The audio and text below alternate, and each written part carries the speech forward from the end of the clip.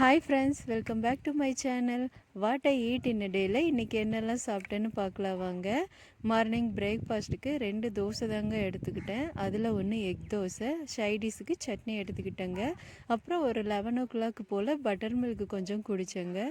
மத்தியானம் லஞ்சுக்கு white rice, தட்டைப்பயிறு பொரியல், கொஞ்சமாக கர்டு, கொஞ்சம் ரசம் எடுத்துக்கிட்டேங்க. இப்போல்லாம் வெயில் ரொம்ப இப்போவே பின்னி எடுக்கிறதுனால கர்டு இல்லாமல் எதுவுமே சாப்பிட முடிய மாட்டேங்குது. இப்போவே இப்படி இருந்தால் இன்னும் சித்திரை மாதம் எப்படி இருக்குன்னு தெரியலங்க, பார்க்கலாம். அப்புறம் ஈவினிங் காஃபி கொஞ்சம் 2 பிஸ்கெட் தாங்க எடுத்துக்கிட்டேன். இவ்வளோ பிஸ்கெட்டும் நான் சாப்பிட்ல, சும்மா ஷோக்காக அதை வச்சுருக்கேங்க.